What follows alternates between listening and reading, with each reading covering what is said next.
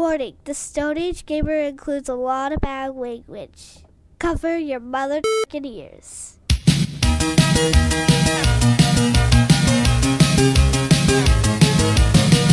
Good evening and welcome to the Stone Age Gamer Podcast. I'm Chris Randazzo and joining me tonight is the next level, Dan Ryan. Ew. Welcome That was to you. great. As we welcome February into our lives, so must we welcome the Sega CD Stone Age Starter Kit. How many You Sega almost CD got through games? that one. I did. I am, Almost. Yeah. So close. I'm fading fast. How many Sega CD games can you get for $100? Prepare your wallets because the Stone Age Gamer Podcast starts now. Hi, everyone. It is episode 396. It's the week of February 4th, 2022. And yeah, I started feeling kind of sick yesterday, last night. And then this morning I was fine. I've been fine all day long. But now I'm starting to feel just a little run down as we start to record. Little COVID-y? Yeah, just a dash of Rona, just a pinch. A touch, a soupçon, if you will, of the coronavirus. Man, it's got to be your turn soon. Right? I feel weird that I haven't gotten it yet. Me too. But, I don't want it. So Ellie was sick and just super snotty and everything, but her test was negative, so I assume it's just regular, government issue bullshit running through the house. So, she's feeling better. She's going back to school tomorrow. Because fuck that noise. She was home today and she wasn't acting sick. She did an actual gymnastics performance for us in the living room. And you're home today. We kept you home because you weren't feeling good. And then at dinner tonight, I was like, "You excited to go back to school tomorrow?" And she's like, I'm still really not feeling good at all. Sick. You just finished a gymnastics presentation in the living room. You're going to school tomorrow. Oh, see, you don't and have that's COVID. You're fine. That's the Just conversation you had with your daughter. What I'm really excited about with my daughters is because they will be 13 in May, which doesn't that part's not exciting because that means I'm getting older. But what is exciting about it now is that my kids do that kind of shit too, where they'll be like, "Oh, I can't go to school today." It's like, all right, fine, whatever. And then they'll be up and bouncing around, and then they'll try and pull. I'll be like, "Bitch, the fuck you thinking?" And they look at me like I'm crazy, and I was like, "I'll fucking kill you right where you sit.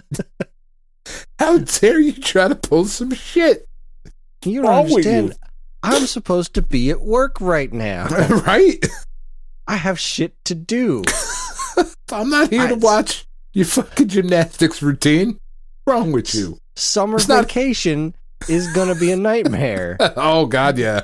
But it's not summer vacation yet. This is my time. That's right. To work. Also, shouldn't she have been doing ice dancing or something? What a fucking failure you guys are. It's the Winter Olympics coming up in 9 days, Chris, not the Summer Olympics. Well, she wanted to go outside and play in the snow. You should have let her. And I said, let her actually Ellie, get sick. She is sick. She's snotting everywhere. Oh, whatever. She That's sounds just like snot. a fucking frog. She's coughing and snotting and all that other stuff, but she's got all the energy in the world. And I'm like, I'm not sending you outside with your snot everywhere. It's just going to freeze to your face. Yeah, that's hilarious. We're outside yesterday. It was awesome. I pulled an icicle off of my neighbor's house that was taller than John. That's awesome. It was super cool. That was so much good snow. And good snow. Yeah. Powdery, good, fun snow. We haven't been able to make it out anywhere to sled. We was hoping to do it on Sunday, but Ellie was sick, so we, stayed home. Also, the snow's still super powdery. So yeah. It's hard to, we can't really build a snowman out of it or anything, because nothing's sticking to itself. Oh, but it sounds so good when you walk through it. So yeah, it peaceful. Does. Yeah. Oh, love it. It's my favorite noise in the world. I love snow. The crunching of snow under a boot. Mm-hmm. That or infidels. It's those two things. Both of them under boot. It's great. It's a fun word to say. It really is. So, there's been a whole bunch of news, today. You almost said nudes, and there's been a whole bunch of those too, Chris. It's been a wild week. Yes. They were very, very related. That is what Sony bought. That's how they paid. That's right. Just sent a bunch of Kaz Hirai nudes over to fucking Bungie. They were like, "Yo, what do we got for this?" And they were like, "Our whole company." 3.5 billion nudes of one dude. Of one dude. It was an NFT, so it's totally worth it now. It's only one. I figure before we get into the news proper, we should probably just run down what we've been playing. I've had a heck of a week. What about you? I have some stuff to discuss. Not a heck of a week. I mean, I finally got past the first boss in Returnal and opened up the second area, and oh my god, it could not be any more different. Like the first area is like this like cavey kind of jungle area. That's right, cavey as a descriptor in that sentence. Like, I don't know, it's just kind of like this dense kind of fucking I don't know what all the promo images look like, right? Like a foreign planet with a lot of trees and monsters and ledges and places to hide and all that sort of stuff. And then you beat the first boss, this tall motherfucker looking like he's right out of the cell. You ever see that movie with fucking Jennifer Lopez and Vincent D'Onofrio? No, I know of it, but I never watched it. The big cell-looking motherfucker. It was a really cool boss fight because, like I said, the game is like a third-person action shmup, a bullet hell shmup. It's really weird, but it's really, really fun to play, and it was a really good boss fight. And it took me a while to get a good run where I got the right items that I needed, to make it successfully through the level. And then once you beat him, you unlock this second area, and it's just a vast open red desert. And you're trying to like make your way up this mountain, and it's killed me a whole bunch because now there's a bunch of new patterns to learn and new bosses. But God, is it good? It's just a really, really good game. I don't know that I would have broken into my top 3 for last year had I played it last year. But man, it's really good. I'm really, really enjoying it. And then what else have we been doing? We were going to start last Friday night because I picked up, it was on sale for like $6 or something like that. I picked up the PS4 version of Scott Pilgrim vs. the World. Mostly because I don't ever feel like busting out the PS3. I only have one PS3 controller now, and there's 4 of us in the house. And on the PlayStation 5, you can sync DualShock 4s to the PS5, but they only control PlayStation 4 and before games on the console, which works out just fine because I've got 2 DualSense controllers, and then I've got 3 DualShock 4s, so me, Tiff, and the girls can all play Scott Pilgrim, which is awesome, and I'm really looking forward to doing it. And we were going to on Friday, but then we decided to watch The Lost Boys for movie night. Oh, wow. Yeah. It was a weird experience. You've never seen The Lost Boys? I mean, that doesn't surprise me. That's not shocking. I was going to say, I'd actually be more surprised if you had seen it, honestly. It's fucking terrible. It's great, but it's terrible. But we were going to do that, and like we just didn't. So now we're, at some point this week, we're going to jump into that. We did, Tiff and I did start, and fucking, I don't understand, right, Chris? Because I don't either. Uncharted 4 and The Lost Legacy, both of those games are some of the best looking video games that I've ever played. Right? Uncharted 4, Thief's Legacy, the whole thing. You get to the fucking pirate village. Oh my god, it's incredible. Absolutely incredible. I bought, because it was a $10 upgrade, I bought the PS5 remaster, the 4K version. And I was like, I wonder how much better this could actually be. And then we started playing it, and it is stupid. It's dumb how good this game looks, Chris. It's so weird. It's so weird. Like, it's weird to be playing Uncharted on the PS5 version now and thinking back to the PS4 version and being like, that one is shit compared to this. This looks so much better. It's insane. It's absolutely insane how great these games look. Like, just as I was climbing around this fucking prison building, like looking at the rust on the wrought iron gate, it was like, why am I looking at rust? What am I doing with my life? This is stupid. I don't even know. But that's what we did. So we've been playing a bunch of Uncharted as well. And I saw a review for it last week that really sold me on the upgrade. It was like Kotaku or something like that. And the reviewer started out by saying, the big question I had seeing these games getting re-released was why? And then, read through the whole article, yada, yada, yada, get to the bottom of it. And he's like, so what I came down to is why the fuck not? And exactly. Why not? Games are great. Absolutely great. Very excited about it. And that's what I've been doing. And, Puzzle and Dragons, One Punch Man collab started today, which is, I don't know shit about that collab. I know that one of the cards that I pulled, the Puri Puri Prisoner, after he transforms, he's naked with angel wings. So that's a thing.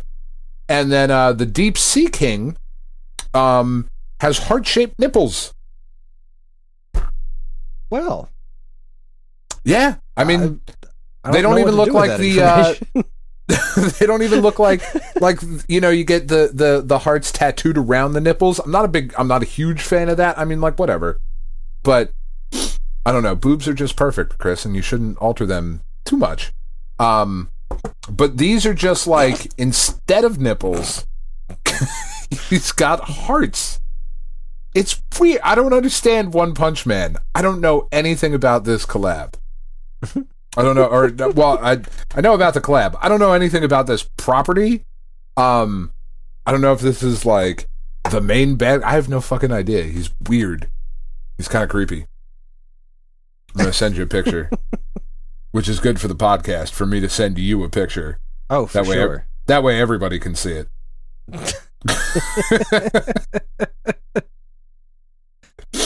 And that's what I'm on about, Chris. Okay. That's what I got. I don't think I have anything else. Waiting for this picture. No, it's coming, man. You got a vamp. Hold on. Oh, okay. They're both transform cards, so there's 4 pictures coming total. I don't know. I'm really kind of excited because we're getting dangerously close to the 10th anniversary of Puzzle and Dragons in Japan, and that's just wild to me. 10 years. God, how close are we to the 10th anniversary of this podcast? God, I don't even know. Are we close? How?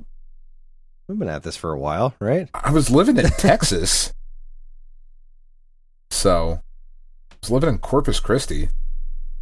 I don't know. When was the first episode of this podcast published? Oh, boy. I wasn't on the first episode. It's a wonder this thing even took off.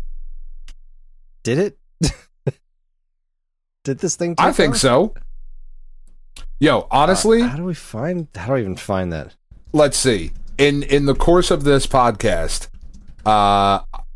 you have gotten a PS4 and an Xbox. I've gotten a PS5 and Psychonauts 2. We've met a lot of really cool people at conventions. Fucking nudes galore. They're great. I don't know if you get them. I get them. But I think I engender that sort of attitude more than you do. More of a free love hippie kind of vibe from me, I think. But yeah, it's taken off, Chris. Oh wow, it's coming up there. According to this, April 27th, 2014. Oh, we got 2 years, man. We're only on our 8th anniversary. Nobody gives a shit about 8. 7, man. 7-minute abs. Couldn't you do 6? No! Alright, so that looks like a roided up Cody from Street Fighter. And that looks like the same guy, but naked. Right, with angel wings. Then, yeah, you're right. He's got heart nips. Would you say that that's... I'm not sure I would say that those are his nipples. You think he's got, like, heart pasties? I'm not entirely convinced that he has nipples. I mean, I love a good pasty, Chris. Don't get me wrong. They could be. I mean, look at this guy. Do you think he wakes up looking like that with the crown on his head? No, I don't think so. I mean, he is the deep sea king. This look is intentional. This dude wakes up and paints that shit on daily. Oh man. Anyway. Yeah, I don't know anything about One Punch Man either, so. Yeah. Sorry, I don't know. can't That's what I've been up to. All right.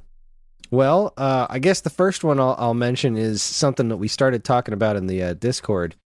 I finished Monkey Island 2. Ooh, very exciting. Yeah, very exciting indeed. I really enjoyed it. And then somebody asked me if I liked it better than the first one. And I really had a hard time coming up with an answer to that. At least a reasonable one. I mean, there's no chance that I will ever like a Monkey Island game more than I liked the first one, because the first one was... I can't remove nostalgia from that. Like, the first one is like... It had a profound effect on me as a person, like shaped my sense of humor, of what a video game could be, could look like, could sound like. Like it was a big moment. Experience. It's a big, important honking deal in your life. Yeah, I mean, I played the CD-ROM version first, and so yeah, that was such a big deal to me. And I just think that game is so it's perfect. There's I think that everything about it is hilarious. I think the puzzles make a degree of sense. Like, I was able to figure out that game.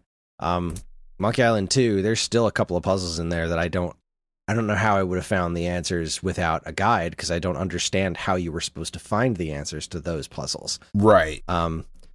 And the ending I didn't like at all. Yeah, well, that's not a great way to end the game. This sucks. No, I didn't really get it. I didn't really like it. They did this whole thing where LeChuck claimed to be Guybrush's brother. And then, like, he sucked him into this, like he woke up and he and LeChuck were kids at an amusement park, and then it stopped.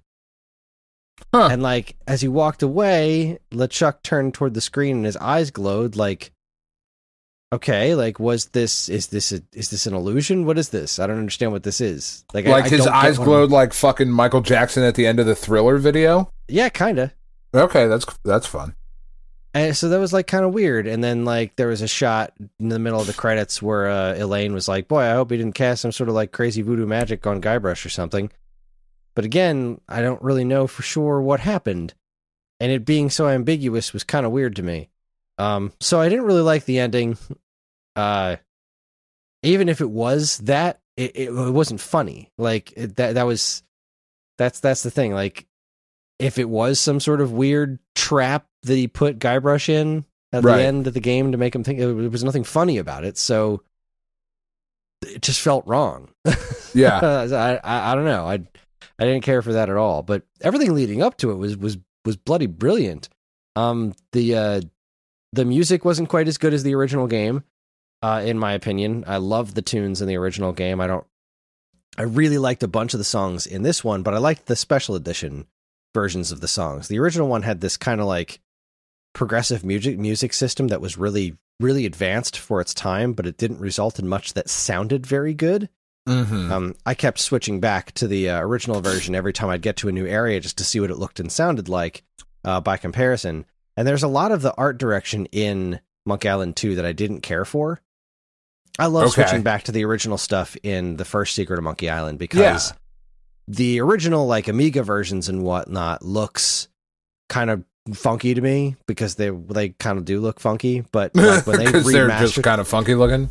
But when they remastered it for the CD-ROM version, which was what I had played, they look like real people. Like the images that they use for the close-ups of when you're having conversations with people, like Mancomb and Governor Marley and whatnot. Every time they do those close-up conversations, they look like digitized photographs, and they're not real people. They were drawn, but they look so cool. Like there was just this fascinating look that looked like you were having these weird offbeat conversations with real people. I thought that was just such a wild look for this game. And in the original version of Monkey Island 2, the characters are drawn in this very ugly cartoon style, like a very intentionally ugly cartoon style, which didn't really resonate with me very well. Now, the special edition of Monkey Island 1 looks very cartoony, and it looks wonderful. And the special edition of Monkey Island 2 is right in line with that. Like, it looks very cohesive with the first special edition and with the rest of the series going forward.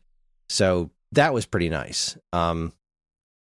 Yeah, I don't know. I also found Guybrush to be less likable in this one. Not that he was like super like, oh, what a great guy, but like, I don't know. He was kind of a jerk a lot of times in this game, and you were rewarded for kind of being a jerk, and rewarded for being a bully. Yeah, kind of like you met this map maker early in the game, and you steal his monocle. Well, it's not even like that. You know what it's for. You just, here's this thing. Well, I'm going to take it because obviously, if I can steal it, that means I'm going to need it at some point. But like, there were several instances like that throughout the course of the game. Like when he finds out that he broke up with Elaine after the end of the first game, and then you go there and your choices of conversation with her are very shitty. Like, you're just after this treasure, but he's like, oh, I really do love Elaine, but I don't know, there was something very off-putting about Guybrush's character in this one. So, like, he wasn't just this kind of lovable doof. He was kind of a jerk. Do you think it's off-putting and always has been off-putting, or is it off-putting in comparison to our modern way of looking at things? It's difficult to say. I would think that I would have found this off-putting if I had played it back when it first came out after playing the first one, just because my impression of Guybrush in the first game was this, the what made him so likable was that he was this wide-eyed optimist. I want to be a pirate and swashbuckle, and he was never really mean. And like, even when you were doing the insult sword fighting, it was like just doing it because this is what he has to do. And anytime you were mean, sometimes somebody be like, man, don't do that. You're hurting my feelings, man. That's like, that kind of sucks, dude. Asides to the camera or something like that. There was, I don't know.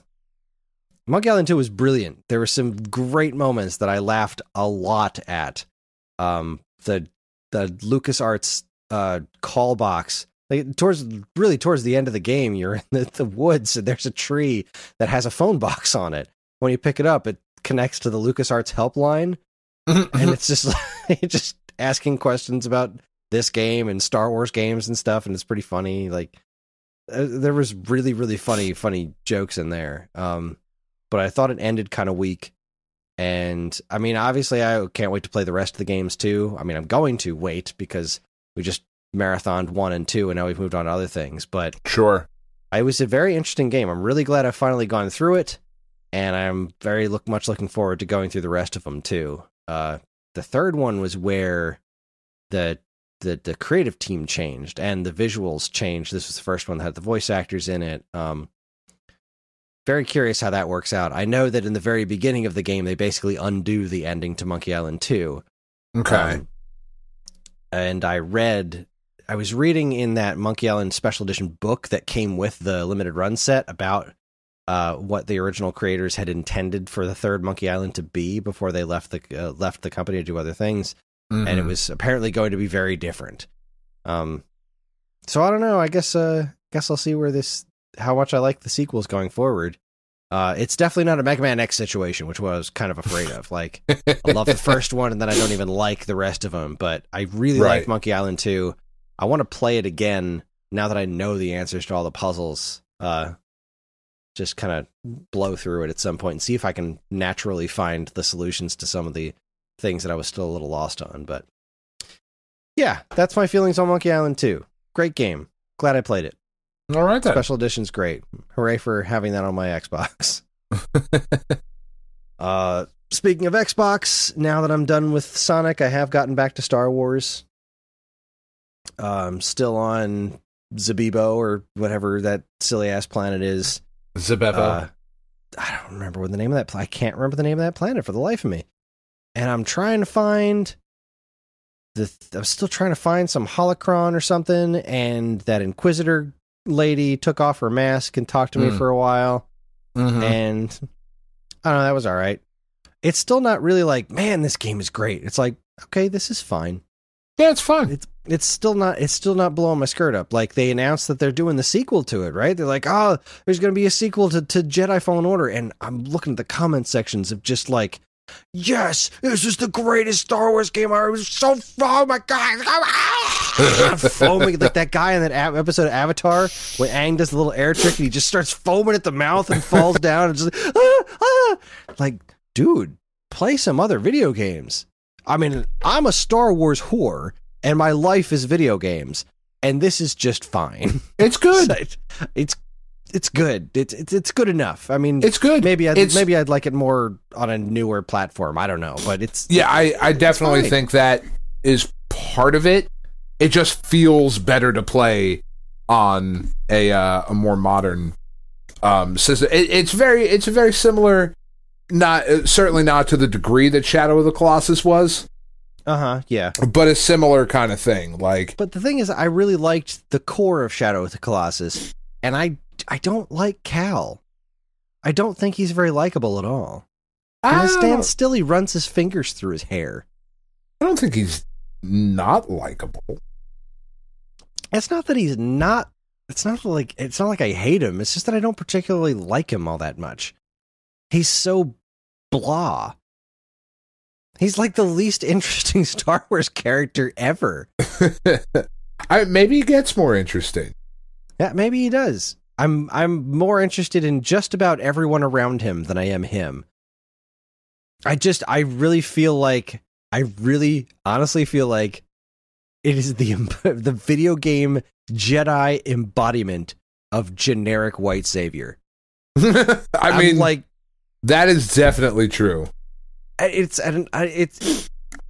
bugging me. Like, I got nothing against playing as a generic white dude. I mean, fuck Uncharted's amazing, but this guy is not Nathan Drake. He's just like, I don't know. He's just toast. He's just walking white toast with a lightsaber. All right. Every single stormtrooper has more personality than this guy. I don't know. He's just not doing it for me. Not curling my toes, but I'm going to finish it because I am having fun. I'm complaining about it a lot because like I really want it to grab me and be like, this is fucking amazing. But like, right. I'm at the 17th or 18th time I've done the sliding down a hill thing. Like, all right. Yeah, they do that a lot. This happened twice in Mario 64 and that was enough. Like, this is a neat trick, but every time I go through a crevice, like, and they do the whole camera panning in thing of him like animating his way through, squeezing through this thing, like, well, this looked cool once, but yeah, but that's a loading screen, Chris. Yeah, they're loading the area behind it. That's what that is. They're not doing it to look cool. It's just a way to make a loading screen fucking look all right. I guess in that they do the same shit in Tomb Raider. I guess in that respect it impresses me then. I just think of like the loading. It never occurred to me that it was a loading screen because I was seeing what's on the other side, and there's plenty of other loading screens where they just stop and load. So I don't know. Yeah, that's part of it though, or at least it's from. I read an interview with one of the developers on the Tomb Raider franchise, and they were like, "Man, the like squeezing through tight areas is so cool. Like, what made you guys want to do that?" And the dude was like, "Well, we had to load the rest of the map." And we didn't want to we were trying to find ways to like reduce loading screens. So with this little trick, you know, that part of the map isn't rendered until you trigger that little cutscene. It was like, oh, that's cool. Yeah, that's pretty clever. Yeah. All right, good job. That wins some respect points for me. Good job. I'll take it. All right, so that's Star Wars. I'm still playing A Boy and His Blob. I'm now farther than I have been. I never made it past the first map when I played this game the first time. Boy and His Blob? Yeah. So now I'm in the second map area, and it's good. I'm now getting to levels where it's like, All right, now you have like a whole ring of jelly beans to choose from. Go nuts. And the puzzles are getting more and more clever and stuff. I mean, it's a slow burn for me. I'm just playing it like a level every couple of days or so. But still, I just love that it's on the Switch. It's super easy to boot up and throw back a level and then move on with my day. What a great game. It's got a hug button. What more do you need? Exactly. Let's see. I was bored one night and I didn't feel like going downstairs to play Star Wars. It's like, God damn, this is what I want to be doing with my time, but I just don't. It's cold in the basement. There's a fire up here. What am I playing on the Switch? So I went into the NES Nintendo Switch Online thing and I started playing Shadow of the Ninja. Oh, that game's all right. That game's all right. I got through like the first like 3 levels, I think. I was like, this is neat. I like this game. Didn't go back to it or anything. It was a fun thing I did for the night. So yeah, hooray for Shadow of the Ninja. This is a cool ass game. Hooray. Yeah. Animal Crossing is still pissing me off. I have three more art pieces and 2 more gyroids to get. That's it. That's all I need. And then I can stop playing this damn game. But of course, those art pieces and those gyroids are just not going to happen. No, I'm never. So angry about it. So angry. I'm so close. I did Ring Fit 3 days last week instead of 1, and I still gained weight. So fuck it. It's muscle, Chris. It's muscle. That must be what it is. I mean, I was be. feeling sick, and I ate a lot of desserts over the weekend. So it's you prick. It's what I get for living. That's right. It's what I get for eating stuff that makes me happy. Bastard. Probably the most fun. Disgusting bastard. No, I'm just kidding. I mean, I am, but still. You're not wrong. I was very angry. I gained like 1/4 pound, and I was like, man, fuck you. I worked hard last week. I shoveled like 85 tons of snow. Oh, there's so much shoveling. Yeah, it was. I gotta get a fucking snowblower. I had a snowblower. I don't know what I'm doing with my life that I am an adult male in an area that snows and I don't have a fucking snowblower. Like, what is wrong with me? Well, it hasn't snowed for like 2 years. Like last year was the first time it snowed for 2 years prior. I thought, global warming had just knocked it out. Like, well, we're not getting snow anymore. No, it's just moved it to January and February. That's all. We haven't even hit the February shit yet. Yeah, that's kind of exciting. That is exciting, right? I'm excited. Well, let's see. The 2 most exciting things that I played, as far as I'm concerned, besides finishing Monkey Island 2, I started putting a bunch more time into the Mario Advance 4. Okay. Which is the e-reader stuff that was in the Wii U version. So I always knew that it had like a couple of other bits from like Mario World and Mario 2 thrown in there. But now I'm getting to the point where they're throwing in levels that incorporate stuff from. So it's all based in Mario 3 as the core, but they're throwing in stuff from Mario 2, Mario World, and now Yoshi's Island, which is so wild to me. Like, the art style just doesn't quite match, but it doesn't matter because it's still super cool. But I'm all right with it. I'm so all right with it because these levels are so creative. It's like Mario Maker shit before Mario Maker. Yeah. Like, it all feels like it was just like a bunch of people at Nintendo where it's like, all right, we have these 4 Super Mario Advance games. Let's just make some wacky mashup levels, and it doesn't have to do some fun stuff. It doesn't have to be cohesive. It doesn't have to make sense. Like I finished one of the castle stages, and I had to fight 2 Boom Booms at once, which is nothing that ever happens in Mario 3. But man, that shit was hard. I'm used to doing the one all the time in college. To fucking fight 2 Boom Booms at once. I mean, we were down by Atlantic City though, so I mean that's not surprising. Spent some time on the casino floor. Fuck. Anyway, sorry.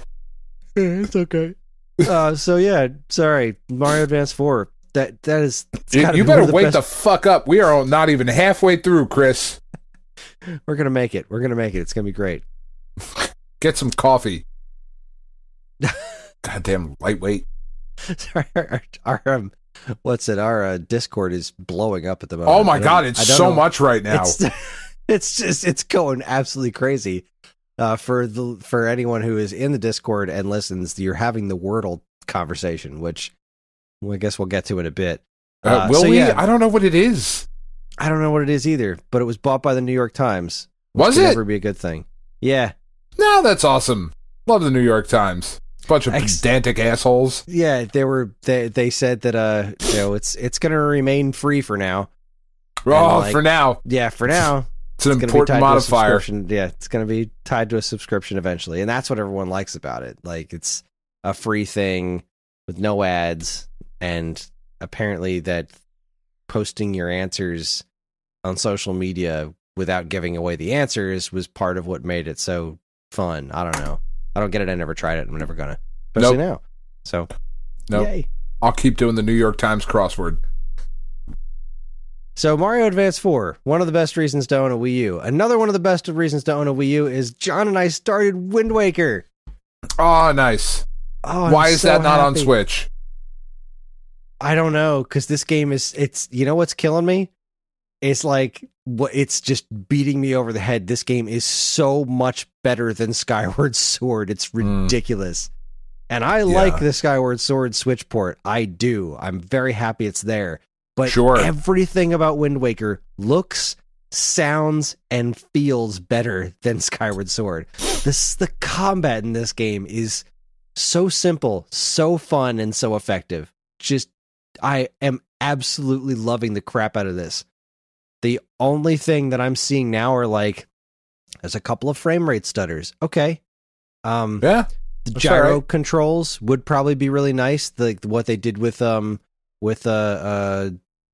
of the Wild, like the refining with the gyro controls, so aim with the analog stick, do some quick refining with the gyro. That would be nice. In fact, I think it's actually in there, but if you're playing with the gamepad, and I use the Pro controller. That's it. Other than that, it's aged beautifully. It's so wonderful. It's so much fun. John's totally into it. I'm just sitting back with my Wii U gamepad propped up for my C chart. And we just finished the second dungeon today. I'm probably going to start charting the seas pretty soon, feeding all the fish. It's wonderful. It's so it's my favorite game of all time, and it's been freaking 8 years since I've played it, and it's been 8 years since the Wii U version came out, and I'm so happy to be playing it again. It's holding up for me 100%, but it's really shocking how much better it is than Skyward Sword.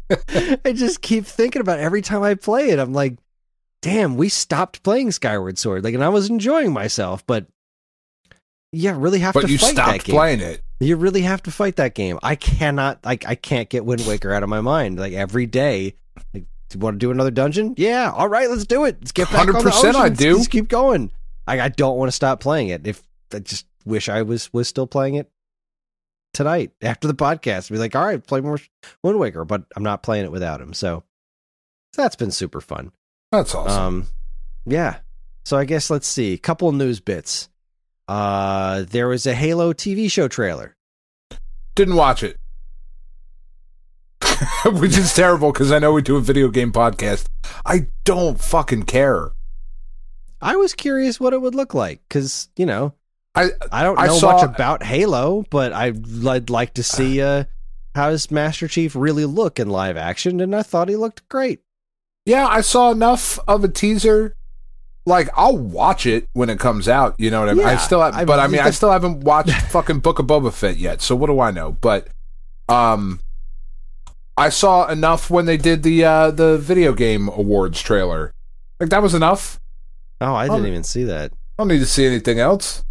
Yeah, I mean, it looks neat. It's weird. Cortana looks weird, but yeah, whatever. I just, and this isn't like an anti-Xbox thing, because there's plenty of PlayStation shit I don't care about either. Like, to me, this is the same as they were like, oh, we're making a Killzone TV show. Like, I don't give a fuck. Sign me the fuck up. Yeah, God, I could not care any less. I hope it's great. I hope it's great, and people that love Halo are over the moon about how awesome it is. I hope it's amazing. They are not so far. No, of course they're not. Of course they're not, because people have to shit on everything. This one, I kind of like the things that people are complaining about. Are apparently, it's not adapting any of the game's storylines. Apparently, like this is working as like a prequel to the games. So, yeah. Okay. And Cortana does look admittedly weird. I don't have like. Is she all blue? Sorta.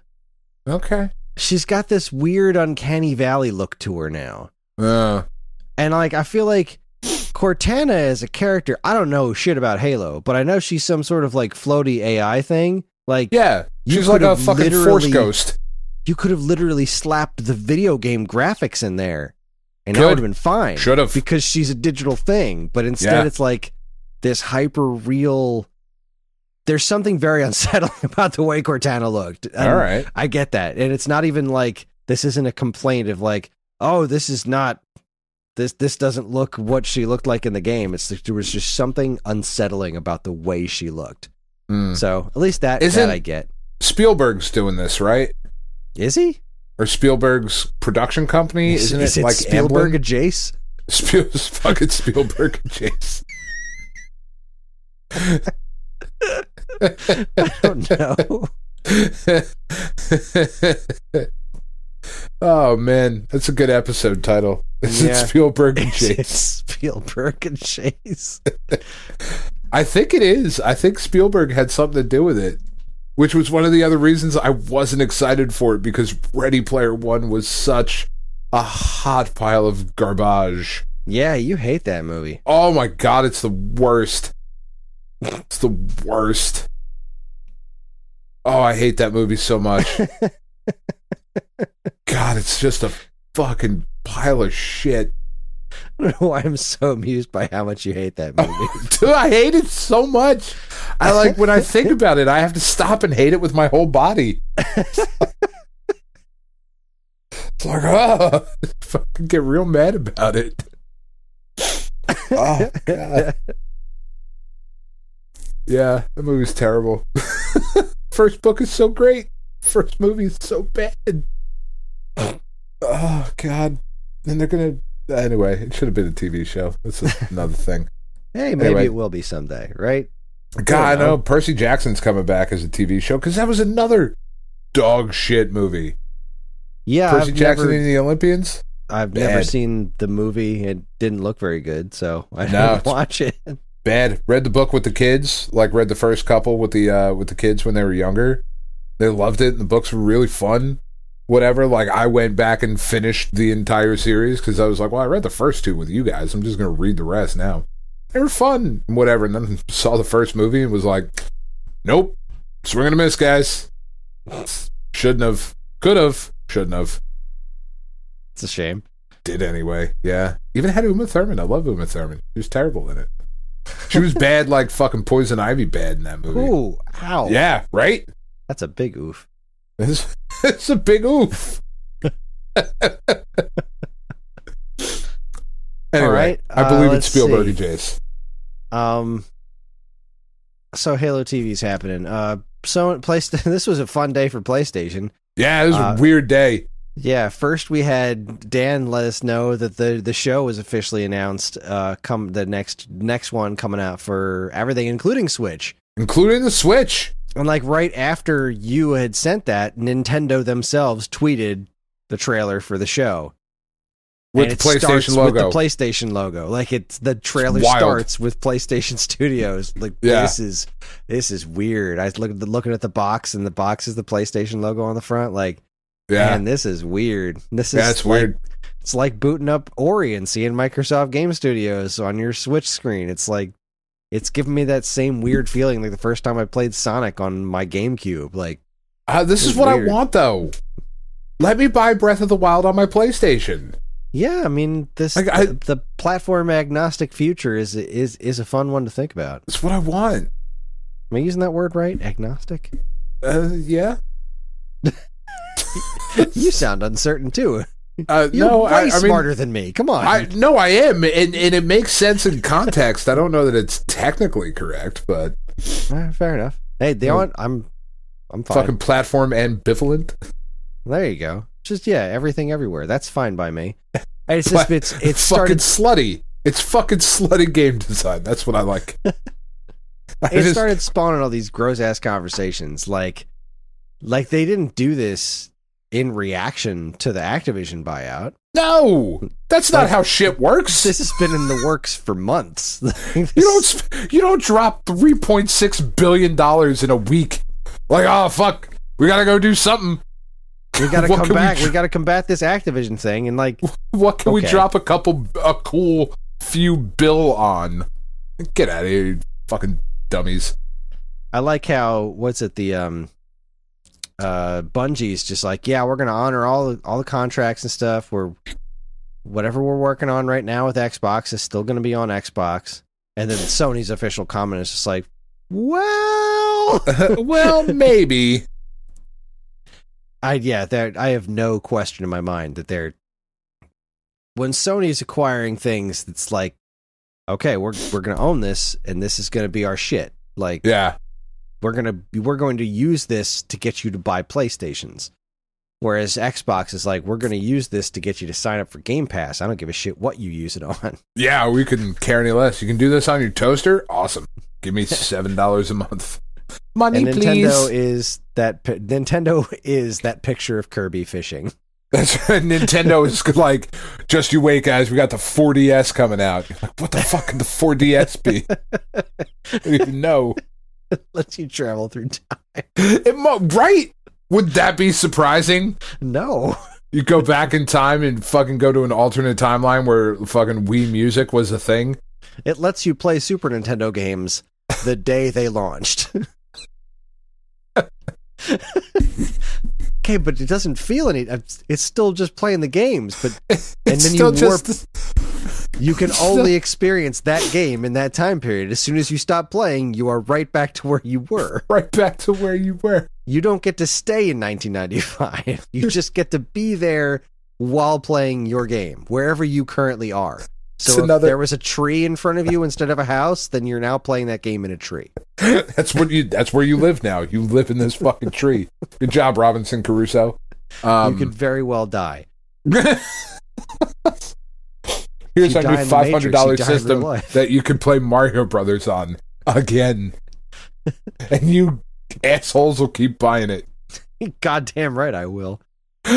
What, another $6? I'm already fucking $450 deep into this game. That's why I'll buy it again. So everyone was talking a lot about how they really need, so PlayStation really needs to buy Konami, and that's like, that one's that was my thing. I just want to see them make games. I would love to see that too. I don't want them to be exclusive to PlayStation, but I do want to play new Konami games. And if that's what it takes, then I'm alright with it. I would be happy with them selling off some of their brands, but I would love to see something come out of Konami, but like, I would rather see them with some sort of management shakeup that does like, all right, we're going to try.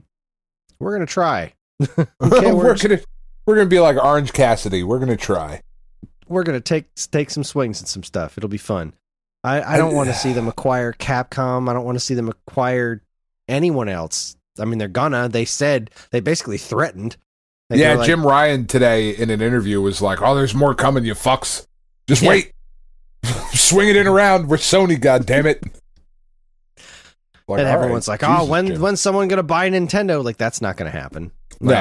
I don't even think it's possible for, like, I don't think there are enough public shares available unless you bought something unless you somehow convinced a shareholder that was like, this is part of the family to give up their shares. It's just not going to happen. And it's extremely unlikely. And they're like, oh, who's Nintendo going to buy in retaliation? Nobody. Like, no one. That's not what Nintendo does. Like, Nintendo's just going to keep making Mario and Kirby and Zelda and Metroid, and it's fine. And Pokemon and Pokemon. They've got their stable. They are fine. They're a first-party system. They don't even buy they don't even buy the companies that they work with. Like, no. It took how many years for them to buy Next Level Games? Yeah. Like, that was a recent thing. They've been working with them forever. forever. They didn't buy HAL, you know? No, I could see the thing is I don't see any of the Japanese based companies selling to Microsoft. I see them selling to Sony. If they do. Yeah. Right, if Capcom sells, if Konami sells. Like they're going to I would be shocked to see them go to Microsoft. It just doesn't feel right. You know what I mean? Like there's still. But you know what? Neither did Rare, and that happened. Yeah, that still doesn't feel right. People are dancing in the streets because of Banjo-Kazooie showing up on Switch, and it's not even as good as the version you can play on Xbox as part of Game Pass for freaking free. Yeah, but it doesn't matter. Nintendo definitely should have bought Rare. That still just feels weird. And of all the like, looking at where the exclusives lie now, like it is kind of funny that Crash and Spyro are Xbox exclusive now, and the people who made Halo are PlayStation exclusive. Like that's kind of funny. Yeah, there's inherent comedy right there for sure. But the one that really feels weird to me is Double Fine being Xbox exclusive. Yeah, that's weird. That one just feels really strange to me. And I don't know how to say it without sounding like a dick. You know what I mean? But like it just the average let me put it that way. The stereotypical pastiche in the zeitgeist, right? The ex-bro. Was that good? Does that sound intelligent? The ex-bro I don't even know if it was intelligible. is not playing Double Fine games. Like that's not their market. You know what I mean? I guess. I don't know. I always thought of Psychonauts as an Xbox game first. Yeah, I don't know. That was primarily an Xbox thing, but that was just one game. Double Fine. I mean, that's where I played it, but that's because that was where I got it for $5. Like it had nothing to do with the console. Like Brutal Legend, I don't think of any specific. But the PS3 and 360 versions both came out at the same time. Like, I don't know. They feel more like a Sony thing. I don't think they feel like an anything thing, or an anything thing. Yeah, they feel like a Double Fine thing to me. They don't really strike me as we're part of this umbrella. And I'm just tired of these umbrellas getting so big. Like, granted, it's gonna get worse, man. It's definitely gonna get worse. I'm glad my taste in games is what it is, because most of this stuff doesn't affect me all that much. But like, if Sony buys Capcom, that's not where Mega Man It's still not going to belongs. affect you, though. That's not where Mega Man goes. Yeah, it'll affect me because I will never be able to play Mega Man games again unless I buy them on a PlayStation. They will never, ever publish a new Mega Man game. There you go. Stop it right there. That is the end of that. They will never publish a new Mega Man game. Which is unfortunate. But like, possible. Any of the ones that you give a shit about, you already have. I give a shit about new ones. If they make a new Mega Man game, I'm going to want to play it. Well, and I won't be able to. I mean, unless I buy a new PlayStation. No, they'll make that shit PS5 exclusive. Well, and you'll get one eventually. 13 years from now, when they're like you do with everything else. I don't know. It just I don't even think I could fit one through my doors, to be honest.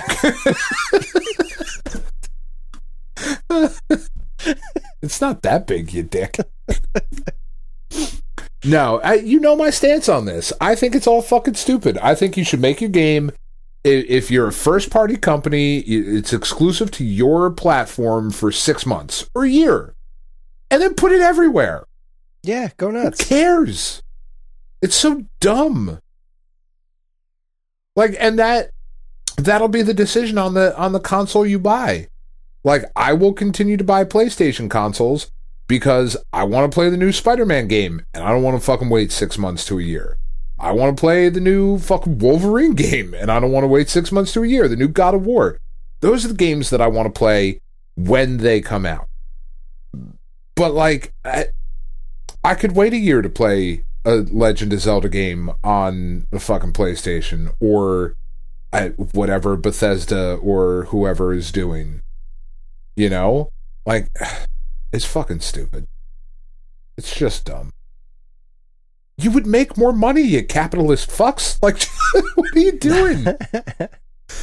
That's what you want at the end of the day. It just drives me crazy. Drives me insane, Chris. Well, we already talked a little bit about Wordle, right? That's the thing that's happening. I don't know what it is. I'm not tempted to download it at all. I don't have time for it. The fucking the Soch posts really annoy me when I see them. I don't know about you. I see a bunch of different colored squares. Fuck you. I don't know what this means. Take it as a personal attack. I only understand like 13% of whatever I see on the internet anyway, so that's fair. It's like, sure, here's a graph. Neat. That's fair.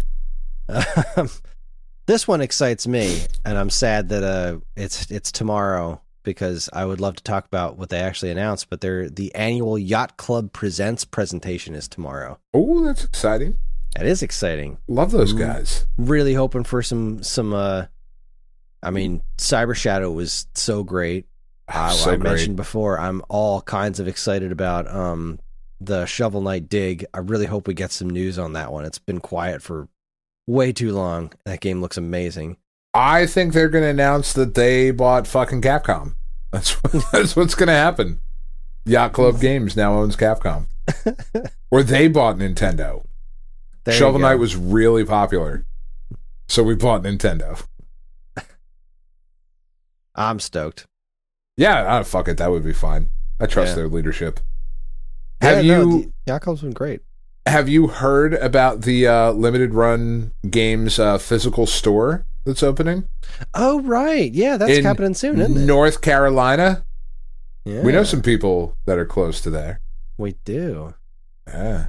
Fucking slumber party is what I'm hearing. Hell yeah. It's an 80s themed... Like it looks some nuts. of the pictures that I've seen, it looks like a fucking old school rental store. Like it looks really cool. I'm into it. Yeah, it's I just don't want to go to North Carolina. It's a terrible place. Certainly don't want to drive all the way over there. Oh god, it's so far away. I would. God, they're reissuing A Boy and His Blob for NES and Rescue of Princess Blobette on Game Boy. That's crazy. That's cool. I sure wish my Ninja Gaiden vinyls would show up in the mail, but then again, I'm not in a huge hurry on those because my record player is currently in the shop. Oh no! What happened? Children? No, it's old as shit. So it's I was having a problem with the grounding, I think was what was causing it, because it would play out of the right speaker just fine. The left speaker kept cutting out. Like sometimes I'd play it and just like, no, you're not getting anything. I'd jiggle some wires and would come back on and then go back out sometimes. It there, work fine for a week. Knobs. Pull some levers. Pull some levers. So it's it was kind of bugging me. I kept trying to fix it, and the things that I was doing to it weren't quite working. And I was like, all right, this needs to be opened up, but this is a really old precision machine. This isn't like cracking open an Atari. Right. I need to bring this somewhere to get fixed. And there's a repair shop near me that was like, I mean, we're so swamped right now. It's going to be weeks. And I'm like, yeah, I don't care. I'm not in a rush. I just want to. Right. It's a record player. Who cares? So I went in there, and like this place is amazing. There were TVs everywhere, flat screens everywhere, stacks of them, because everyone's bringing their flat screens in to get fixed. It's lousy with flat screens. He took one look at that record player. Is like, oh, I love these things, because like this brand of record player, I don't even know what it is, but it's apparently a really nice one, because I bought a replacement record player for like $40. Yeah, it's a record player, right? It's fine. How different could it be? It's a fucking needle and a spinny madoo. Humongous difference. Really? I was shocked. So I bought this $40 record player. Because I was like, all right, because I'll just throw this one in the basement. I'll get it fixed eventually. Right. I bought the $40 record player, and it looks really neat. It's small. It doesn't involve like a ground cable or anything like that. It was really easy to hook up. And I play it. I threw on my Fountains of Wayne record. It's like, this sounds worse than my MP3s. Like, wow. This sounds noticeably worse. Like, the reason I buy stuff on vinyl, like the stuff that I really care about, is because I can hear a difference in the way it sounds on this record player. Sure. And this does not sound very good. Old records sound fine. Like, really old stuff, like I was listening to a Monkees record earlier today, that sounds fine, because those recordings themselves don't sound super high quality because they're super old. Right. This kind of, they still sound better on the other player, but man, when I put on any of the newer recordings, like the stuff from when I was growing up that play on there, like anything that was recorded in any modern way or remastered for vinyl, there's a really big difference on the way that sounds. I was shocked. Is it the needle? Surprised. Like, would it be something as simple? I don't know what I'm talking about now. I'm just asking questions. I think it has something to do with the way that the thing is powered. Like the amount of power that goes through. Because this one doesn't use a ground cable or anything like that. That it just plugs in and then plugs directly. The AV wires go right into whatever the external system you have going on. The older record player I have has the AV cables plus a ground cable that runs through a box that then runs out to whatever system you have. And that's got to be where the magic is. So, all right. I'm sure my friend Adam could tell me all about it because he masters records for a living. But the magic is there, so I sent it off to get repaired. But anyway, while I'm there at the shop, they had a handful of video games in there. And, like, I just kept getting mesmerized by looking at these shitty old DS games. And I started talking to the guy about it. He's like, yeah, man, I love old video games. I had this, I don't know if you know about this. It's a Sega Master System. I have the system in the box and everything. It's really cool. I'm like, hi, I work for Stone Age Gamer. And I wound up talking to this guy for like a half an hour. He has like no idea that old video games were like worth anything, and they barely do any video game repairs there either. I'm asking him like, I mean, you guys know what you're doing. Do you ever think about like modding systems? Like, what do you mean? Like, make an old system HDMI output? Like, that's a thing? Like, yeah, that's a thing. Why don't like, you know that? I could do that. Like, then you should be doing that. Then I looked around the shop. He was like, I don't have time to look. I don't even have time to learn that. I don't have time to do the shit that's in front of me. But the guy was really cool. So I'm very excited to get my record player back eventually. But that's awesome. I think, was there one more news piece? Was there something else? No, it was the Yacht Club Presents. That was it. All right, we're done. We did it. All right. Good team. Podcast over. Good night, folks. Yeah, good night. Buy Sega CD games. I don't care which ones. Yeah, whatever. Yeah. Pick a couple. We're going to take ourselves a quick break. When we come back, we're going to laugh hysterically at our tiny lists for Sega CD games because so wowzers. Tiny. Wow. Yeah. You're listening to the Stone Age Gamer podcast presented to you by Geekade.com. Stick around. Which is still a thing. Damn right it is. Dan Wright. Dan Ryan. What? I'm Dan Ryan.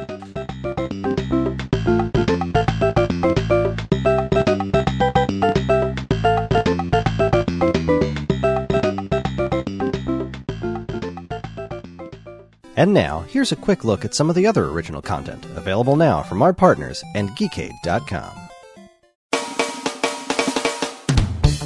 First up, will a voice in your head tell you to take over the world when you get your robot body? Yes, that already has, as a matter of fact. Oh, sweet. All right. Well, that's the question that everyone asked back in the year of our Lord, 1980X. Because that happens here in Season 2, Episode 1, Episode 17, when Spike must inhabit an Autobot body that was made by his father from discarded or dead pieces of Autobot body parts. Is Transformers weird? Fucking yes. Yes, it is. Should you listen to Sparkcast, Episode 53, TV 17, Autobot X, Robot Spike, to hear more on this topic? Also, yes. Yes, you should. Oh, right. That was the end of it. It was, yes. I usually end those things on a different kind of cadence, you know what I mean? Kind of a you don't usually like to end with a...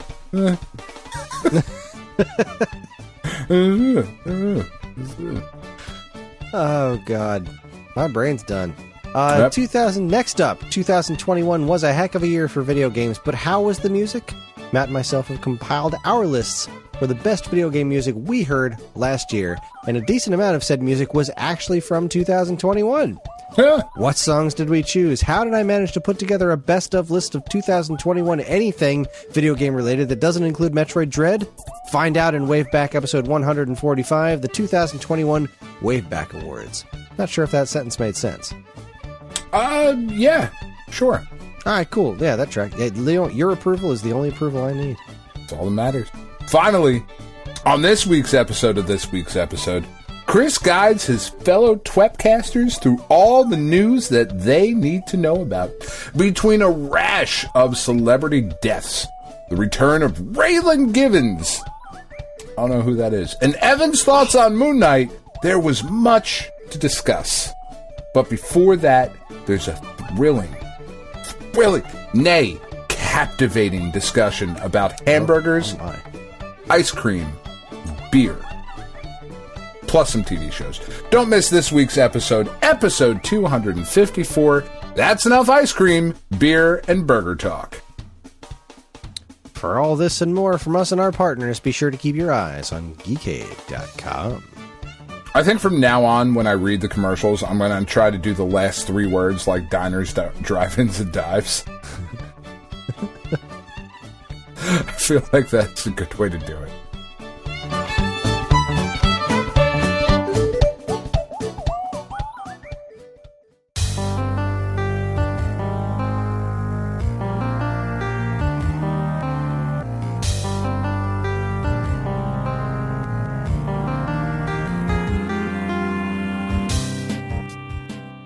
Say you're the bad guy. The show is coming out on the Switch, Kris. That's wild. I hope it does really well. I hope lots of people play it. It's great. Yeah, I mean, I hope it is good. I hope, like, the version on the Switch is good. I'm sure it will be. Are you? I'm not. I am, actually. Sony doesn't fuck around. They were kind of talking that they wanted to have it ready for last year, but it just wasn't good enough. And it took them a little while to get it right. Makes sense, and I'm glad that that's the case. Yeah, they are a studio that really genuinely gives a damn. Are we back? Did we do that already? No, we didn't, but let's keep going. We've been back. I'm gonna say at some point in that last conversation, Evan, just go ahead and say that we're back. I feel like we're back. That's right. You should be real condescending about it. We've been back. Where have you guys been, fuckers? Oh boy. But anyway, yeah, we are back and indeed we're at Baby Got Back. Oh, does she? I don't know. See, I don't even sound natural saying it as the name of a song. There's just words that don't work in whatever context, unless I'm talking about an actual baby. This baby does indeed have a back. That's where their arms are attached. And that's fine. That works fine for me. But if I say something like Baby Got Back, it doesn't sound right. It sounds wrong. Yeah. There are certain words I shouldn't be allowed to say. I'm not going to lie, Kris. I am very, very curious, and I don't know that we're ever going to get there in our relationship, but I am very curious to hear what your bedroom talk is. So I want to know your game. I want to know how you set it up. I don't think you do. No, I really do. I really do. It's like one of the things I want to know more than anything else.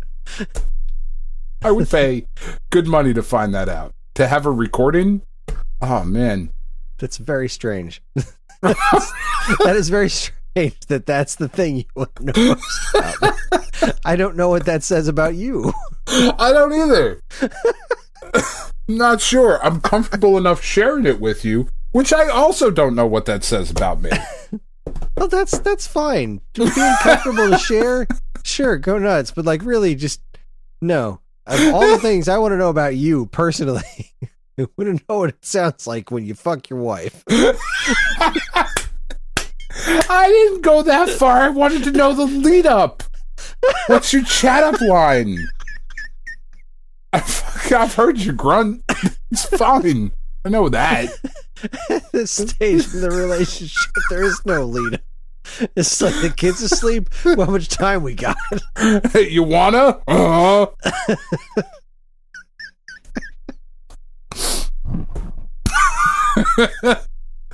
Oh man.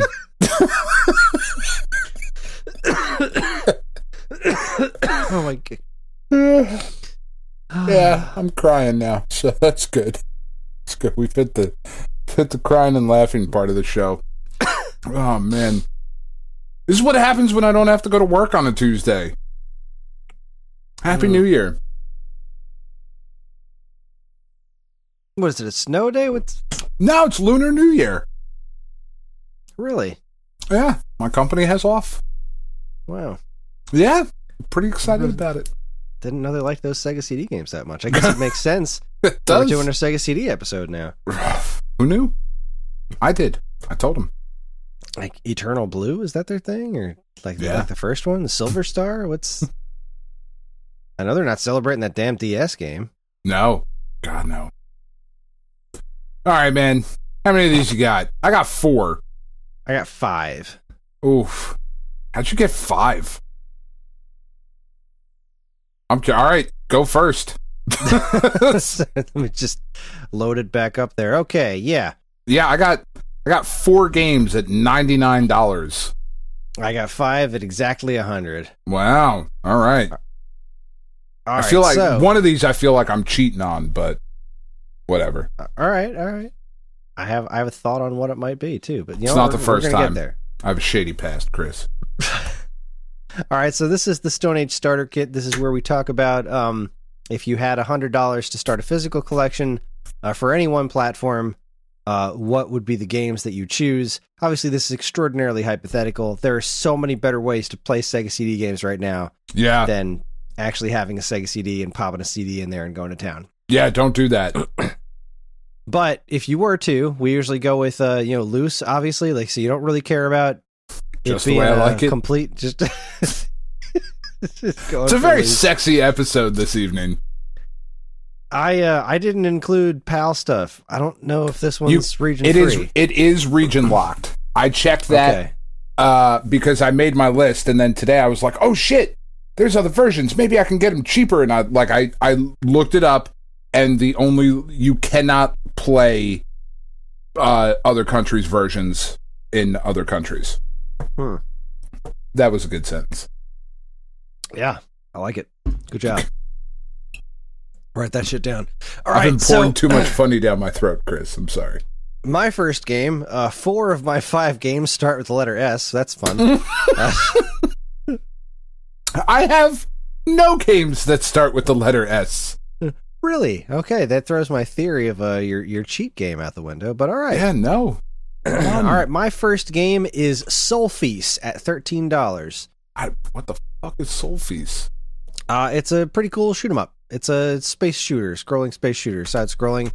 I got this game for free a long time ago, and the version I have is in a really small red cardboard, like fold-open thing. Oh, yeah. It's like they got this and like a Sherlock Holmes game or something. Oh, that Sherlock Holmes game is bad.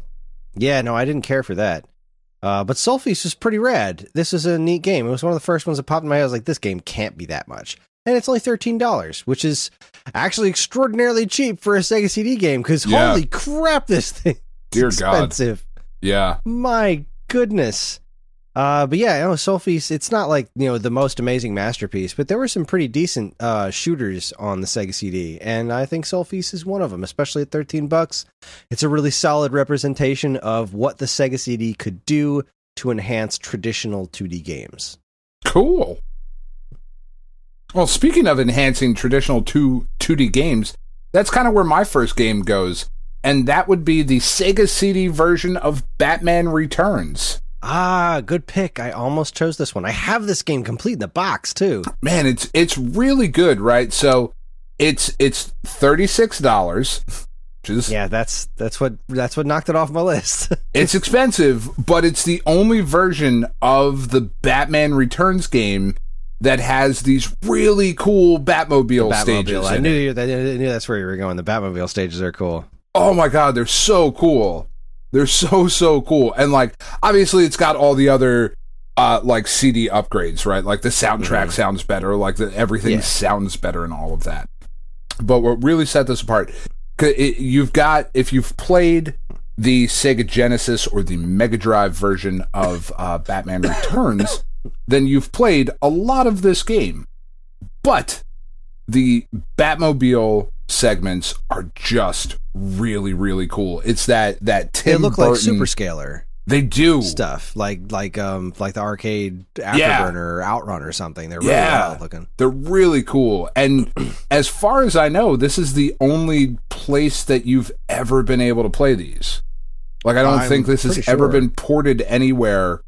It's like a completely unique, interesting, and really good Batman game that also has this really interesting thing that you can't do anywhere else. Yeah, this is, as far as I know, this specific version is indeed trapped on the Sega CD, and I don't think there was like a PC port. I don't think so. But I really don't think there was. I haven't looked into it. Yeah, still, this game's dope. Cool stuff. It's got the really cool Tim Burton Batmobile. I love that Batmobile design. That's my favorite Batmobile design. It is my second favorite. I still like the Batman 66 Batmobile. I don't know why. Nice. Because it's awesome. I just love it though. But this one is definitely number 2. It doesn't have nearly enough Christopher Walken, which is a damn shame. But does anything? It does anything. Not even like I could say that about God of War. I love that game. True. God of War doesn't have nearly enough Christopher Walken. Oh boy. All right. Well, that was a good pick. Well done. Batman Returns. Awesome. All right. This one here is, I felt it needed to be on the list. I don't particularly like this game, but for $8, you have to get Sewer Shark because it is such a representation of what the Sega CD is. Yeah. It is. Those FMV games were such a push. And I'm not going to recommend anyone spend the money on the Make My Music video stuff. And I'm not going to recommend anybody spend the money on Night Trap. Sewer Shark for $8 is where it's at. Because it's one of those games that's so bad, it's almost kind of good. Like, there's fun to be had playing with that game. And it is such a representation of the Sega CD. Like, just, yeah, Sewer Shark. This next game on my list, we'll talk about FMV in a minute. Absolutely no comment. Just no, I don't know Sewer Shark. I don't know Sewer Shark. It's trash. No, I'm sure it is. Yells at you all the time. Like, good times. I waffled between 2 FMV video games, and I'm sticking with the one I went with. But my second pick is just a filler pick on this list. And that is fuck Bill Walsh College Football, because it's $5. Okay, it's $5, but it's actually like it's pretty cool because this was the first time. So like, keep in mind, back in the day, like Joe Montana Sports Talk Football was revolutionary. Oh my god, it has commentary. This is so fucking cool. And then once the Sega CD football games started coming out, that was the first time that it sounded like you were at a football game. Like the sport, it became, and even like you go back and look at it now and it's like, really? Okay. But like, it felt so immersive at the time. And there was also this really cool thing where like Bill Walsh was a big deal back in the day. And as you would play through this game, there are like little video clips where he like talks about college football. And like, for if you are a college football person, I'm not a huge college football guy, but if you are a college football person, this was just so cool. And it's only $5, so fuck it, whatever. This is what I need. I needed to fill out a game, so Bill Walsh College Football, and it's a good football game. It's back when EA was like, you know, really trying to impress people with their football games, as opposed to just like, well, we got Madden. Well, yeah, it's certainly a football game. There's worse things to spend $5 on. Without a doubt. There No are. question. And it's just funny. Like, if you if you got this whole thing at Sega CD games, it's like, yeah, Bill Walsh college football. Oh, shit. No shit. Oh, boy. All right. Solid pick. Yeah. All right. No, it's not. Don't this- give me that. It's fine. This is my first somewhat expensive pick because, there's really, it's just like, here, pick like 2, maybe 3 games and then fill the rest. Yeah. But I couldn't say no to this one, and that is Star Wars Rebel Assault for $24. That is a cool game. Yeah, it is. This game is so wild. I remember being so kind of like weirded out, but really impressed by this one. I can't remember where I saw this for the first time. I don't think any of my friends had this one. But it's like this kind of like shooting gallery rail shooter kind of thing, where like you're just kind of moving a cursor around and shooting different stuff in your, a lot of flying around segments and stuff where it's automatically piloting yourself through it. But the look of this is very similar to what I was talking about with the Monkey Island. Yeah. Where it's like animating production stills, kind of like, here's a screenshot from the movie and then we're going to animate it, kind of. Yeah. Thing. Like, it's a really so weird visual. It is. And this But was, it's cool. was top of the freaking line back then. And Oh, this yeah. it has that kind of look to it that has a very, it's not like early polygonal stuff where it's like, this is early CD-ROM looking kind of stuff where it's like, it's really digitized and whatnot, but it's got this unique kind of lovable look to it. And it was the future. Yeah, man. It was Oh my wild. God, we were so blown away by all of it. Yeah. Even by the garbage, we were like, oh my God. But it's genuinely a fun game to play, to kind of just blast your way through. I haven't played it in a long time, but when I think of Sega CD games I wish I owned, this is one of the ones that's a little higher up on my list. I should really track this one down one of these days just to say I have it. But, geez, what is this one complete? This has got to be a ton complete, Oh, I I'm think. sure. You Star Wars people are fucking crazy. Rebel Assault for Sega CD goes for... Oh, Limited Run did a version of this. Huh. That's wild. Premium Edition. Looks like 40... What is Premium Edition? Mm-hmm. That's only... What did I say this was? 24? Oh, 24. Okay, yeah. Premium Edition's 29. I was like, wait, where's my... There's my 24, Rebel Assault. Oh, really? It's only going for like $31. Oh, that's not bad. Yeah, that's not bad. I'd like to have this game someday. Should throw that on my list. Anyway, yeah, there you go. $24, Star Wars Rebel Assault. Cool-ass game. Again, very representative of the kind of stuff you would... Basically, Sewer Shark is a very similar game, but it's got a very different personality. So, it's not the greatest thing to have both of them on there, but, what are you going to do? Money's money. You're up. All right. CDs, this is a hard one to put together just because, like, there's so few games to choose from that are even plausible. Yeah. Speaking of, that's kind of why I went with this one. Although I do really like this game. It was $35, which is a lot to pay for this game, but I stick by it. And that would be Flashback. Yeah, that's a good one. That's I good pick. really like Flashback.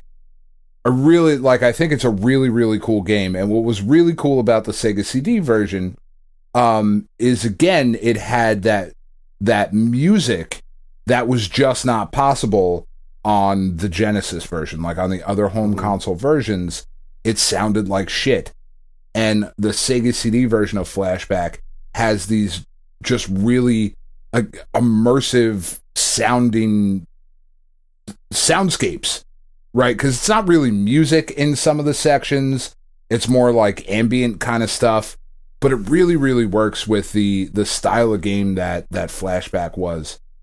It was just such a cool game and such an interesting, modern, futuristic-looking kind of presentation that it really fits with the Sega CD and is something that I think is well worth the $35.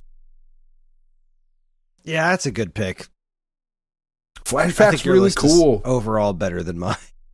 But that is a solid choice right there, without a doubt. Flashback's a really cool game. I've always wanted to play through that. I really should. In fact, Yeah, that'll they be just sent me. We're gonna put that on the summer series this year. What's it? The Stone Age Gamer just sent me. We started carrying a bunch of Dreamcast homebrew stuff, and a Dreamcast version of Flashback is one of them. I'll plug that sucker in and try it out one of these days. Didn't they just remake that too? Didn't it just get like a modern that did update? Get a modern update. I think it was called something different though. Might be. Because didn't it have a different name overseas? I can't remember. I don't remember. Now it's apparently just called Flashback. I say a modern remake. It came out in 2013. Apparently. That's modern. Maybe not. I don't know. Yeah. It's a science fiction platform video game remake of the original 92 Flashback. Good times. Yeah. I'm into it. I like Flashback. It's a cool game. All right. Well, this is probably not the smartest move, but damn it, I go for it. For $48, The Secret of Monkey Island. Hey, man, I knew that was on there. It had to be. It's one of my favorite games, but it's such a good game, and this is one of the very few instances where a Monkey Island game got ported to a home console. Yeah. And it's a solid port. It looks and sounds great, and this is the kind of game. The Sega CD to me felt like basically consoleizing your PC CD-ROM stuff. Yeah. So this was like such a cool PC exclusive game that you didn't really get much like on consoles. So the fact that Secret of Monkey Island was on Sega CD was just always a really cool thing to me. And $48 is a lot to spend, but when going through the rest of the library, I was like, well, let's see, what else would I want to put on there? And do I think any of these games are better representations of what was cool about the Sega CD than this? And the answer kept coming up, no. So, hey, man. $48 is a lot, but I think Secret of Monkey Island is a really cool thing to have for Sega CD. And I wish I had the box for mine. I just have a loose disc. You just have the disc? Yeah. Well, are you even really a fan? No, clearly not. All right, well, the last game on my list, this is the cheat one, because apparently a loose version of the limited run published Night Trap is only $22. Well, there you go. But it has to be Night Trap. I understand what you're saying with Sewer Shark. I know that's an FMV game. I waffled between Night Trap and Masked Rider, mostly because I love Kamen Rider, or Kamen Rider, depending on who the fuck you're talking to. But Night Trap's the one. If you're buying Sega CD games, it has to be Night Trap. It's not a good game by any stretch of the imagination. And the fact, like, just because of its place in pop culture, video games crossing over with, like politics and whatnot, the nonsense that surrounded this game in 1992 God is it fuck Joe Lieberman, guy's a douche. But like, it was so obvious back then, and this was one of those moments where I started to realize as a little kid that I'm going to throw shit around in my office. I don't know if you heard that. Sorry. This was one of the moments where I started to realize as a kid that adults don't actually know what the fuck they're talking about a lot of times. Because to claim that a video game in which your goal is to save the people in the house from getting hurt, to claim that video game encourages the player to commit violence against women, really proves that you don't know what you're talking about, and I shouldn't trust you. Right? Mm-hmm. It's absurd. This game, first of all, it's not scary. Like, it's not violent. It's really not. What are they called? The augurs are the bad guys that you have to trap. Weird things. Weird monkey vampire suit. related, maybe. I don't know. No, So the premise of the game is that 5 girls and their younger brother, for some reason, are invited to spend the night at this house, and they go. And the family that invites them to stay is a family of vampires. But the creatures that are coming after you are called like augurs or some shit like that. It's just absurd. This entire thing is absurd. Related. The fervor around this game when it released, you can't buy that kind of publicity. You just can't. No. It's ridiculous. It's ridiculous. I hate Night Trap. I hate Night Trap too. I hate it. It's not good. It's not fun. But if you're gonna have a Sega CD, you gots to have Night Trap, Chris. I understand where you're coming from. I could not justify it. I just couldn't justify putting it on my list. At limited, the limited like run version, $22. That was easy. That was the first game that made it to my list. Was Night Trap. Well, I threw for my last one another crappy FMV game because I had $7 left, and that is Tomcat Alley. Another one of the first games I think of when I think of Sega CD. It's not great, but it's very interesting. It's just such an interesting idea that they really went hard with that never worked. Yeah, they never quite got there because you can't make live action stuff interactive. Oh, it's really hard. At some point, you're gonna want to control something. You can't do that. Like, you just can't actually control an actor in real time. No. So it was never going to work. But boy, this shit seemed futuristic at the time. Oh my god. So coming back, my list was Soul Feast, Sewer Shark, Star Wars Rebel Assault, Secret of Monkey Island, and Tomcat Alley for a total of $100. All right, well, my 4 games for $99: Batman Returns, Bill Walsh College Football, Flashback, and the limited run published Night Trap. Very nice. So let's see, stuff that didn't quite make my list that I really wanted to include. Final Fight CD is great. Damn near arcade perfect though. $60. Can't do it. Considered Eternal Champions. Yeah. But it's $38 and the game's not that good. That's what I had Masked Rider at, was $38. And I really like that property. You know, the tokusatsu style shows, like I'm super big into them. This game was so cool. It's one of the few American things like that Kamen Rider had over in this country. They tried, it had a couple crossovers, and like there was a Masked Rider show for like 1 or 2 seasons that never really caught on the way Kamen Rider has and still is running in Japan.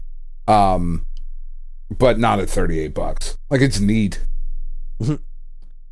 Yeah, it's neat is not good enough for $38. No, but that's so much of this list. I mean, like, because the real game is Snatcher. That's the one.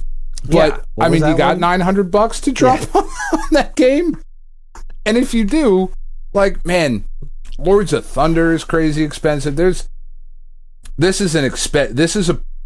system is prohibitively expensive to collect for. Absolutely. One of the earliest ones I looked at was like, all right, well, you know what? A great one would be Earthworm Jim. Yeah. Loose for $232. Are you fucking kidding me? This is the kind of thing that you have to find like at an old lady's garage sale. You know what I mean? Like, you just go in there and somebody had a bunch of Sega CD games that have been sitting in an attic forever. Mm-hmm. You're like, I'll give you $20 for the whole thing. You've just got to get lucky, because this stuff isn't so good. Like, with the except you mentioned, Snatcher.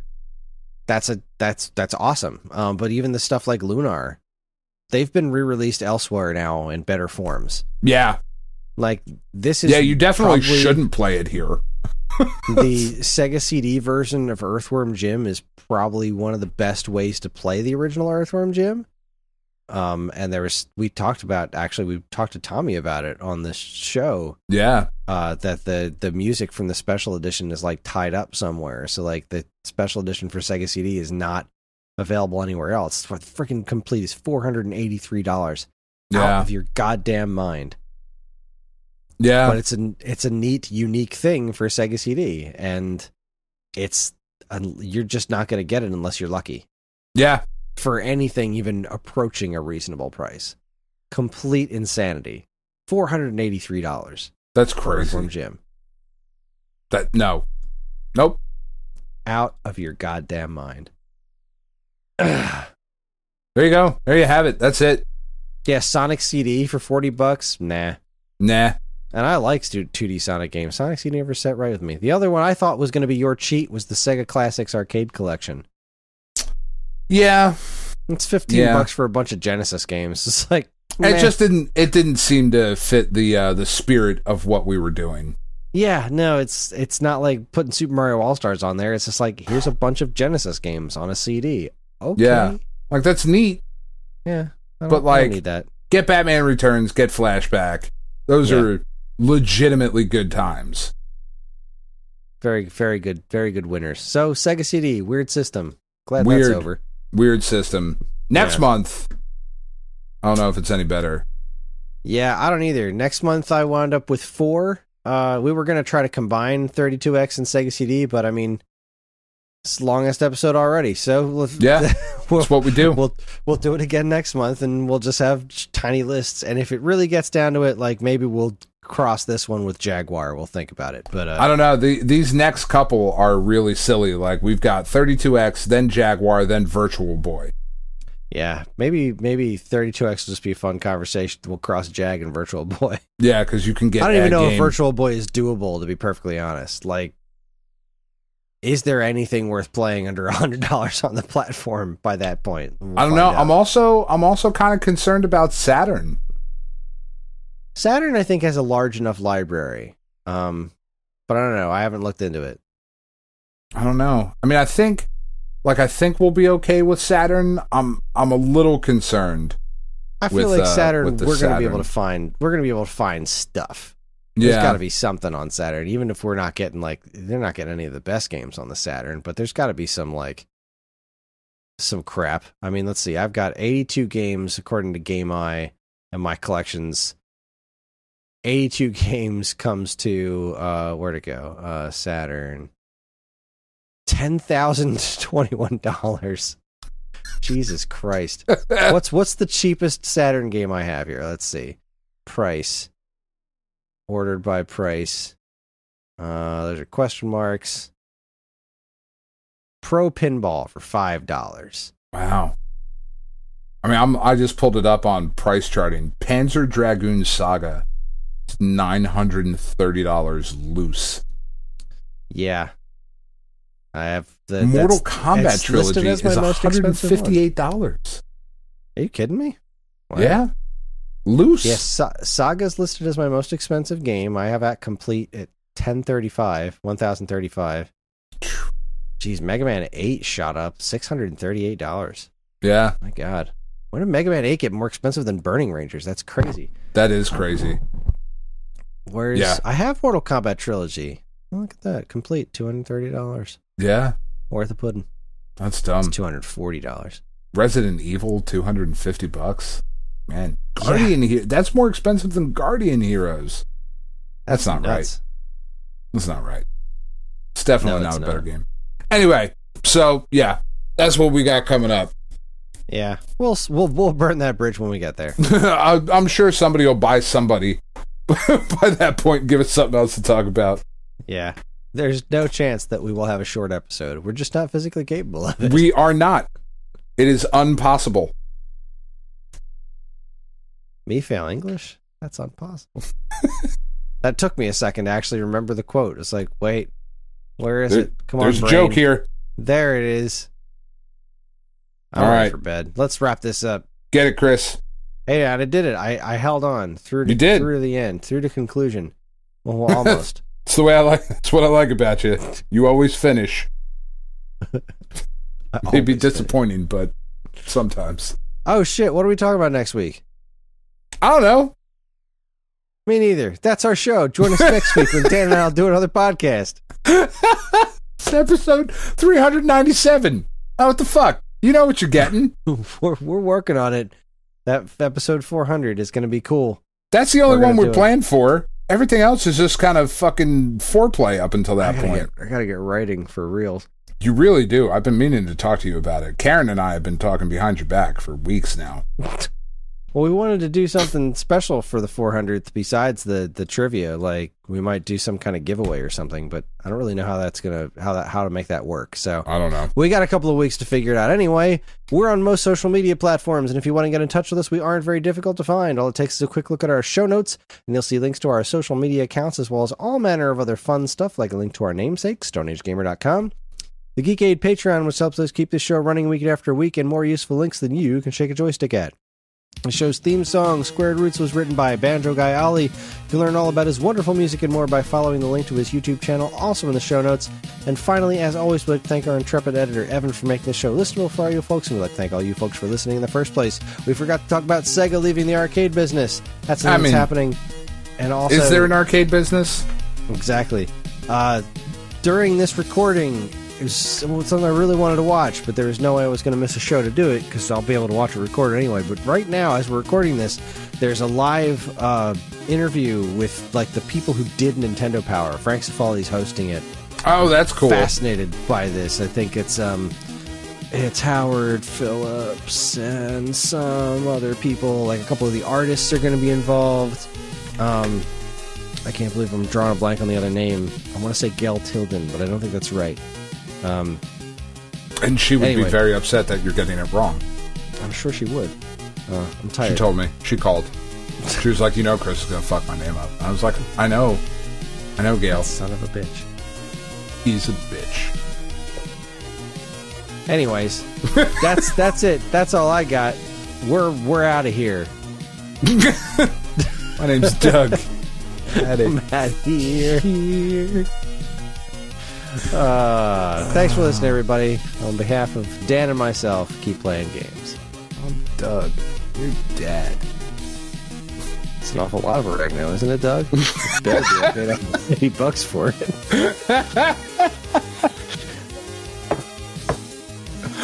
Oh, my God.